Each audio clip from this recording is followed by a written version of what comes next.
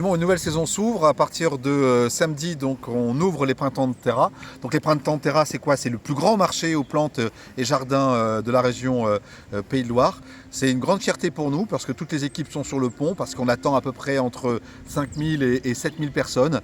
On est ravis, les centaines d'exposants vont s'installer dès cet après-midi. Puis on aura également beaucoup d'animations pour les enfants, pour les familles. On aime bien dire que le printemps de Terra, c'est le rendez-vous des gens qui s'aiment dans tous les sens du terme.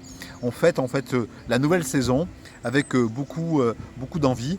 Et puis ces exposants, ça permet aux visiteurs d'acheter leurs plantes, de pouvoir faire leur jardin, d'avoir des bons conseils. On aura un focus cette année particulier sur les orchidées.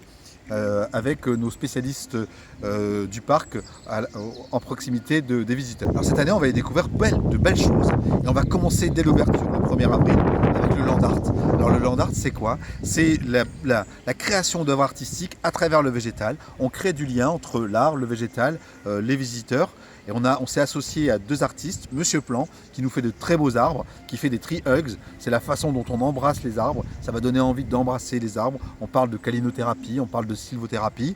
Et puis on aura aussi Ubinam qui va nous présenter des œuvres gigantesques sur le parc, et notamment les lombricapeaux qui vont ravir les enfants. La canopée des oiseaux, c'est la prolongation des mystères de la forêt, le 5e univers. Nous avions fait le parcours des géants. Là, nous allons faire la canopée des oiseaux.